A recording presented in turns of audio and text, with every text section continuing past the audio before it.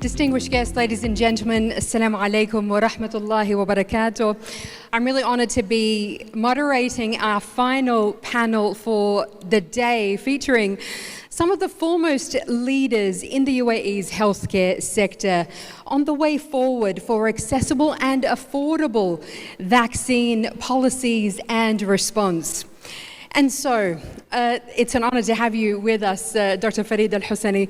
If I can start with you, of course, you were very much the public face of the UAE government's outstanding response to the COVID-19 pandemic. And as many of us, of course, remember, but of course, policy and response design behind the scenes is what's actually critical to the success of the UAE's strategy to deal with the pandemic. And so I'd love for you to talk to us about the policies and standards framework that has been established to deal with infectious diseases and public health here in the UAE, and how those have evolved with the onset of the pandemic as well.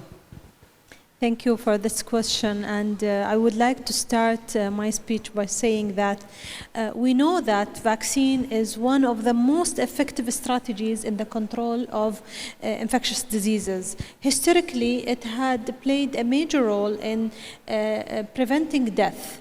And also saving lives. We couldn't reach polio elimination without having an effective vaccine. However, how we are implementing the vaccine is a major pillar of reach and access to the patients. I think COVID-19 pandemic was transformational, not only on the way we deliver the vaccines, but also in the regulations that are related to the vaccines. So far, more than 13 billion doses of COVID-19 vaccine have been distributed globally, which is tremendous numbers. However, the unfortunate thing about it is that around 2/3 of the world received that later. Not in the right time, it was delayed. We were fortunate in UAE to be one of the first countries to have the vaccine and to start administering that, and we could reach really a very good coverage with the first 3 months after the implementation. I remember by end of February 2021, we've covered more than 50% of our target population, which is something that really tremendous in terms of the achievement. However, regulation is really a major cornerstone for that. How adaptive our regulations are, and also how we can do an informed decision, how we can decide on our target population. We used a lot of data in the decision-making process, defining our target population, monitoring the progress, also the quality of the services provided. Important part of our program was also monitoring adverse events and the quality of the vaccines that we are providing to the population. So having all of those elements, I think they are very critical in terms of the high quality vaccination programs in the country. And we believe that, strongly believe that success of one country is not enough. We need to collectively work together as a global community to perform better in terms of the vaccine. And I think post-COVID, I think the focus on how to bring back the trust on the vaccination, community trust, is a big factor. And this we cannot achieve without working together as a healthcare community to ensure that we reach the patients, understand their concerns, and address it. Trust is truly everything, as you say, because, you know, if COVID showed us nothing else, it's like we have to work together on it, and we all have to be, you know, in that space of trusting and understanding that this is important for all of us. But how was the COVID-19 vaccine model, how was that different from routine vaccines that we get every day, the flu vaccine? I think the scale and the time are different. Yeah. The scale in terms that we are covering the whole population in the same time. Most of our vaccines are covering specific group of the population. So the scale of the operations that you need as healthcare providers in terms of planning, resources, time management, it's really a matter. The other part is the time factor, which means that we need the agility factor. We need to be adaptive, quick, and defining our targets and milestones very precisely to be able to reach our target. So I think those are two critical elements. The third element was the model of care delivery, the access to patients. Previously, mostly we were depending on patients coming to the facilities. In the model of COVID vaccine, we had to reach the patients wherever they are. And this really transformed the way we are delivering the care. Talking post-COVID, I think we are not going back. We are moving forward with the lessons learned from COVID. So if we want to reach patients, we need to be flexible in the way we are delivering those services. And we need also our regulations to be flexible to adapt those emerging services and emerging technologies that can support patients and empower them to make the right decision. And that brings us perfectly to Ustaz Ahmed and your role here in terms of reaching patients where they are. You know, as the UAE's leading healthcare supply chain, how has Rafed revolutionized UAE healthcare procurement while ensuring supply chain security and quality? Thank you. Glad to be here today. And I think the questions I can divide it into two answers. One is regarding being a revolutionary, and the second is regarding the quality and the safety. So Rafed by itself, it's as a GPO, it is a revolution. It is a new way of thinking in UAE on the way what we provide today. We consolidate the procurement, we provide supply chain and procurement services, and that's our core business. While the previous model, it was that the procurement and the supply chain being part of the hospital's core service is patient care. It's not about developing the supply chain and warehousing and so on, because the priority goes to patient and the doctors and the nurses. While now, Rafed by itself, we focus on procurement, we focus on supply chain, and that's why we consolidate, we bring it all under one roof. And in relation to safety and security of whether the vaccine, whether the medication, despite Rafed being just 2 years old now, but our experience comes from Saha and other healthcare sectors. It's beyond 20 years experience. We've been handling vaccines, we've been handling narcotics, and many other products and medications in different kind of environments. So, plus this combined with highly certified and experienced procurement professionals. So all of that together, the team which is working today, that's a new, it hasn't been before available in UAE. And Rafed proved itself during the pandemic, working very closely shoulder to shoulder with, under the leadership of DOH, other partners, not only supplying the vaccines, the COVID medication, maybe Sotrovimab, one of the first COVID medication that was supplied. We worked with the DOH on that to supply the first country in the world. And it was even, the supply chain was so quick that 8 hours after landing the flight, the first patient was infusion. So it shows how resilient the system was. And that's why, with the support of the leadership and their belief in that the team here on the ground can deliver, we were on the safety index like the most resilient city in the world. So that's where Rafed changed revolution, and how we also make sure that all the medications, vaccines, and consumables is handled in a safe and secure environment. Game-changing, truly game-changing. And so I'd like to bring you into this, Mohamed, and to hear your thoughts around, Dr. Farida alluded earlier about regulation and the importance of being able to trust the vaccine. So I would love to get your thoughts on that, your thoughts on the importance of regulation in the development of vaccines and how we should be rethinking health security post-COVID-19. Thank you. I mean, as Dr. Farida highlighted, when the pandemic arose, I mean, there was not much options available to, go against either weight or go a bit more deep on what are the possible options that we have in hand in order to fight that pandemic. And then one of those options was, the early access, to vaccination. Early diagnosis, and this goes to, the R&D and the clinical development.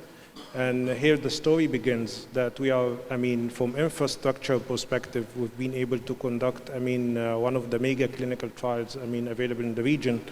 And we've been able to provide access to, subjects and people across the country early on.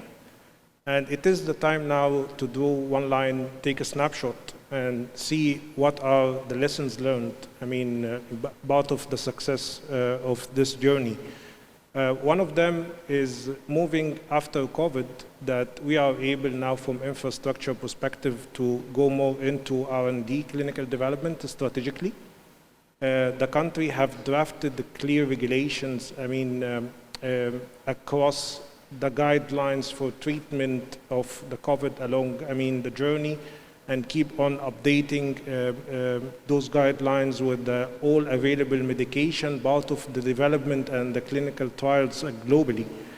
On the other side, which is more important, after COVID, there are some lessons learned that go for manufacturing as well. And now we have seen lots of country development in terms of manufacturing and transfer a full technology to the country, being able to ready for the next pandemic or for the next surge. Yeah, exactly, being ready for the next one, because now it's on the mind. We have to be ready for whatever is coming next. And so, Dr. Farida, did we have a lack of access? Did we have issues concerning a lack of vaccines during the COVID-19 as compared with other countries? I know other countries did have that, but when you compare across the board, how was our access compared to theirs? I think UAE had been considered one of the champions for the vaccination coverage, because we were really up to the highest expectation of the governments. They set a very tough targets, to be honest. The way we could reach a better access by mixing between different vaccines. And I think mixing of the vaccines was important because first we have multiple bilateral relationship with different countries. We could access different vaccines in the same time. So this improved the numbers of the doses we have in the beginning. The other thing is our population is really multidisciplinary, having different backgrounds, different nationalities. So people were affected by the thinking and the ideas in their own country of origin. Some people wanted X or Y vaccine. So having more than one option and giving the patient the right to decide, I think this even improved the access to the vaccination in a way that they could get what they want, not only what we could afford in terms of providing the vaccine. So those are important factors. Globally, the access have been a huge issue. Until now, there is a big issue with the access to vaccination because of the pricing as well. I think the UAE government defined the strategy in a way that they said in the beginning, the medications and the food are red line, so the government is taking care of that regardless of what is the cost or what are the implications of that.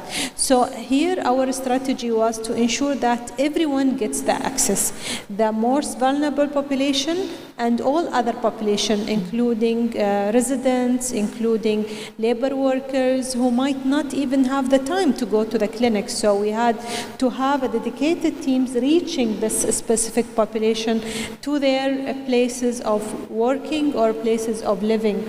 Elderly, for example, they were scared of getting the vaccines in the hospital because of the number of cases. So we had to design the access for the vaccines based on the needs and the concerns that each target population had. We also moved very proactively in a way that we could find who are the high-risk population, being having the hospital information system that is centralized, and we tried to call them. So we reach them before they come to us as well to ensure that we are covering the most vulnerable population in the beginning of the campaign. So I think there are many ways that worked in parallel to ensure that we have a high quality vaccination program and also high access to the vaccination by different groups of our population. You certainly have to be innovative in that regard. And so I'll come back to you, Ahmed, and ask about the game-changing strategies that are being implemented to overcome the challenges of distribution within the healthcare sector while still supporting the procurement needs. Okay, a good question. When it comes toward how Rafed is changing the game today, let's look back, for example. Just before COVID and after COVID, after this the panic about the vaccines and what was happening. So today we didn't have any capabilities for storage of the vaccines, for example. Day one, we were searching for just 10 million, location for 10 million vaccines. Where are we going to keep it? Today, we have the capabilities to store more than 200 million vaccines. We have the capability, but if you go around, it can go to billions. And capabilities of the storage, -80, -20, that nothing was available on that level. Looking at today, we have capabilities from the manufacturing, PPEs, manufacturing of even the fill and finish line. Almost with the G42, the factory is always there, one of the biggest in the region. So this all was not available before COVID. And Rafed is one of the things that came up to change that. By consolidating, the forecasting, planning across the healthcare facilities, including governmental entities, that's changed the way that supply chain and the procurement is handled by how it used to be. And that's where today we believe that integrating with other systems and integrating other entities for example, let's look at Malafi, Daman, and other insurance companies, integrating with all these systems. This will build up to Rafed that we can utilize, and instead of inventing the wheel or reinventing the wheel, we can just hold on these systems, integrate with them, build up on it, where we can come up with the solutions to healthcare supply chain. And that's what we do. That's where we always approach the entities with the solutions. And that's the game changing today, as not just to being proactive and going to the government or the other market entities in the market where we can change the game today. Yeah, absolutely. And so, Mohamed, I want to ask you about the challenges that you see in particular around access and affordability for vaccines from your perspective. It's really important to differentiate between access to commercially available vaccines versus, early in development vaccines, because this is something very important. Commercially accessible vaccines, the government have done a great job across of the mandatory vaccination for pediatric, or the COVID time or the optional vaccination through the regulation and that fast track registration to provide those all options available. And again, worked with the private insurance and insurance companies to provide the affordability. Here, it remains only when it comes to optional vaccination about the awareness and how to reach a patient-level access to the vaccine. And this is maybe where a lot of patient support programs have to, carry on in order to be able to provide optional vaccination to, all group of people that need such vaccination.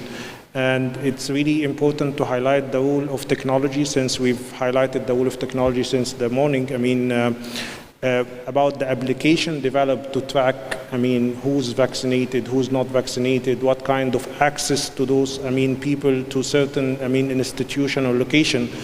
We should not stop. We should carry on that further to go for the optional vaccination as well, and for certain group of people. The second part, which is related to, the R&D vaccination, and this is where, again, there is a lot of new development coming on the way, and strategically we have to work with the, pharmaceutical and the biotech companies on showing the success that the country has in terms of running an early phase clinical trials, and the current regulatory system in terms of, compliant with, the whole regulatory authorities, and the WHO plays a big role on convincing them that this is the right country to conduct clinical trials from quality perspective, from track records of what is vaccines that has been already, registered part of the WHO campaigns, from data only generated from UAE. Absolutely, Maybe yes. if I can add to this point, I think I can see where is the point we accomplish each other. Vaccine is very important for to be immune, but vaccine by itself, it doesn't immune. Doesn't give you the immunity or the cure. What you need to be vaccinated. So to be vaccinated, that's what will give you the immunity, but not vaccine by itself. So here comes the process of moving the vaccine, because whatever done in the manufacturing part and governments and trials and so on, then comes the role, okay, everything is ready, whereas we need to move this vaccine from which was for Rafed, as Rafed it was the Rafed DC, which was used as a hub for distributing across the region, where we distributed more than 300 million vaccines to 60 countries around the globe, to villages, to very remote places. So those people who needed to be vaccinated, that's where it comes at the final end part, which was the supply chain, and where is Rafed built it and delivered the vaccine to the patient, including in some situation with the nurses to vaccinate. And so it was a huge, that kind of collaboration. Since we are living FIFA now, also each one of us should, no one should drop the ball here. We have to carry it one by one, making sure every part, every chain here, it is monitored, tracked, and secured with quality and safety. I love the analogy there. It's perfect. It's perfect.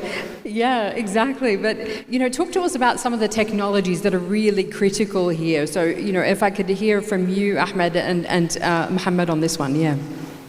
Sorry? The technologies that are really critical here to make sure that this happens, to make sure that your supply chains are on track. Yes, of course. Tracking this all from A to Z, of course, requires a lot of technological integration among everybody. As I said previously, that we, not today, forget about the COVID, the vaccine, but tomorrow and future, because COVID is over for us now. We are looking now in the future, in economic development. Now, here comes the technology. We need to work together again and integrate in a way that I would say we are looking at future. The the medication should go, or the vaccine should go to the patient, not the patient comes to it. Like, just to predict before. That's how the system should be resilient and strong in future. Mohamed. Yeah, I mean, I will echo Ahmed what said. I mean, part of this, it could be through the technology assessment, like what we have seen in the Hosani application. I mean, this was something that it was a great initiative, and it helped a lot. I mean, accessing lots of, people to certain institutions, and we should play on the same for the technology assessment, for wearables, for everything to, bring the subject, the vaccine, not the other way around, and being able to track mandatory vaccination and optional vaccination in the country.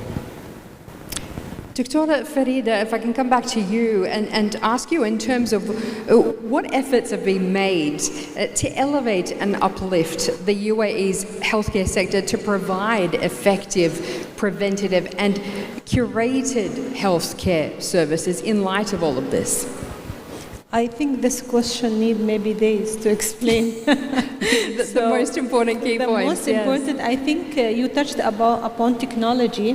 I think technology was very important as well, even in the regulation side, where we had not only to integrate, but also to utilize the information that are provided, use AI technologies, learning machines to predict. So, for example, we use prediction in the planning for vaccine distribution, where to start first and how the group that we will start impact COVID vaccine incidence and prevalence, for example. So technology, the use of technology is really transformational to us.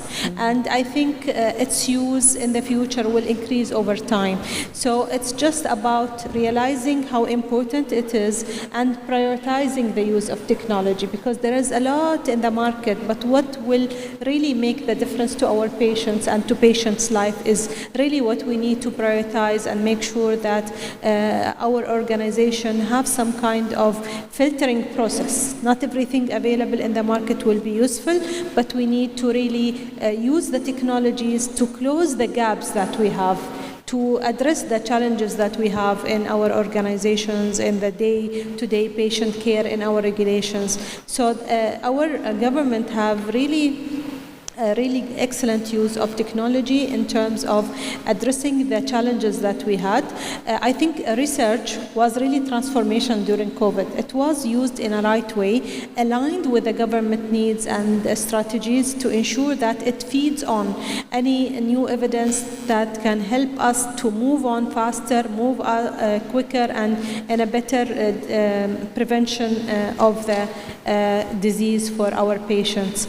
So the use of technology, the use of the research, and I think the big element was really the leadership commitment and support that we could all feel, not only in the leadership position, but also doctors who were delivering the services, volunteers. So really we could see how much the visionary and the leadership role played a major in terms of the planning, in terms of being present with us, monitoring what's happening, and really reacting very fast in a way that could help us move in a faster way. I feel like it's two things. It's having that, awareness of, the people, the end users, the patients, but also harnessing the power of data and making sure that we really use that to the best effect. Mohamed, I want to come to you and ask you about the role of CROs, contract research organizations, in paving the way for strategizing the way forward for the UAE market. Yeah, that's a very important question. It might go for long, but I will try to brief. CROs is like the front line working on behalf of pharmaceutical and biotech companies. And the ultimate objective is to provide subject and patients an early access to new treatment.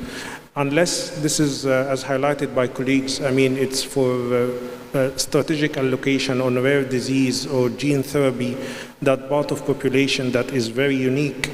The whole pharmaceutical companies and biotech tends to allocate the trials on operational model, where time, cost, and quality are the main driver, for their selection of the country who's gonna run the clinical trial.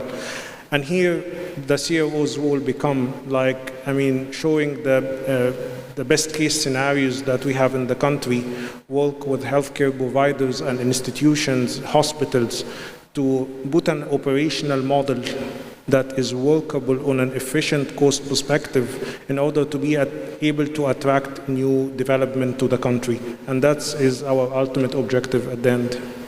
Fantastic. We have run out of time, but if there are any questions from the audience, we would love to take them. So if you have a question, would you put, yep, there's a gentleman over here.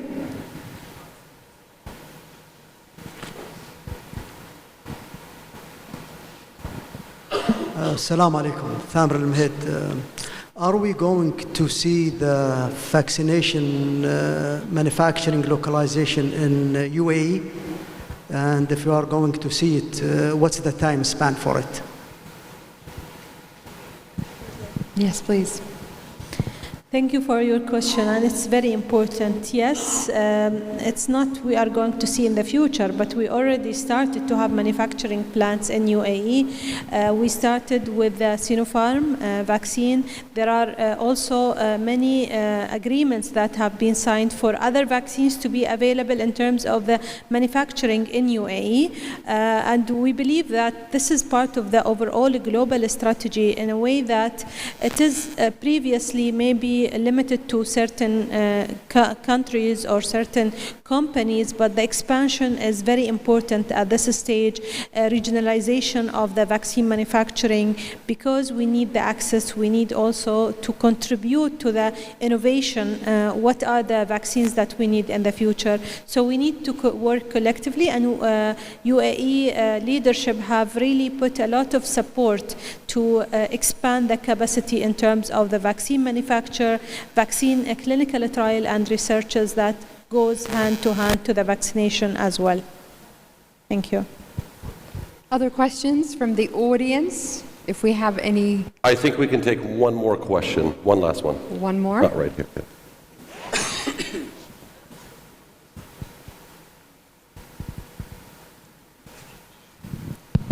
Thank you.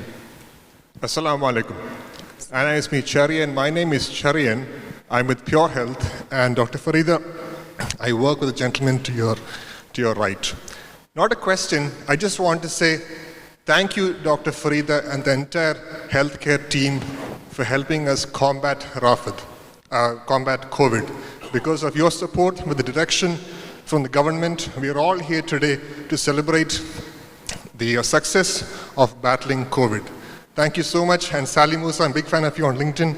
Thank you, Ahmed Bastaki, for your wonderful leadership to the government, to the Rafed team, and to Pure Health, and also gentleman, Mr. Mohamed. Thank you, everybody, for your presence. And 4 things: take care, stay safe, stay positive, test negative. Shukran jazeeran. Assalamu alaikum. Thank you so much for that. And absolutely, we do have to say that the UAE has been exemplary in something that was completely unprecedented. Nobody in the world had seen something like this in recent memory. And yet the UAE were incredible leaders the world over, and everybody looked to the UAE for an amazing response. So thank you, Dr. Farida, and to the whole team.